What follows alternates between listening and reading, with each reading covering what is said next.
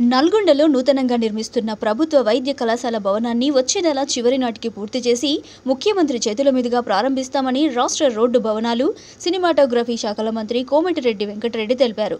ఆసుపత్రి నిర్మాణ పనులను జిల్లా కలెక్టర్ సి నారాయణరెడ్డితో కలిసి తనిఖీ చేశారు. అనంతరం మీడియాతో మాట్లాడుతూ పూర్తి స్థాయిలో నిర్మాణాలు లేకపోవడంతో వైద్య విద్యార్థులు, బోధనా సిబ్బంది, ప్రొఫెసర్లు తీవ్ర ఇబ్బందులు పడుతున్నారు. మెడికల్ కాలేజ్ నిర్మాణం పనులని నేను మన గౌరవ జిల్లా కలెక్టర్ నారాయణ రెడ్డి గారు, ఇతర ఇంజనీరింగ్ స్టాఫ్, డాక్టర్స్తో కలిపి రివ్యూ చేస్తూ దీన్ని ఆగస్ట్ ఎండింగ్ వరకు పూర్తి చేసి గౌరవ ముఖ్యమంత్రి రేవంత్ రెడ్డి గారి చేతుల మీద ఓపెనింగ్ చేసి విద్యార్థులకు అందుబాటులోకి తేవాలని. మీరు చూస్తున్నారు మెడికల్ కాలేజీ ఇప్పుడు జరిగే గవర్నమెంట్ హాస్పిటల్లో ఎంత రష్గా ఉంటుందో, ఎంత ఇబ్బందులు పడుతుందో అక్కడ వచ్చే ప్రజలు.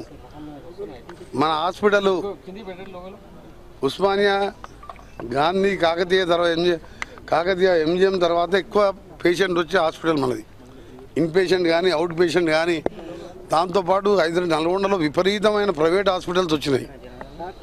అక్కడ ప్లేసెస్ లేక, అందుకే దీన్ని దృష్టిలో పెట్టుకొని నేను, కలెక్టర్ గారు దీన్ని ఎంత త్వరగా అయితే అంత పూర్తి చేయాలని గత 5-6 మాసాలుగా దీన్ని ఎండబడుతున్నాం.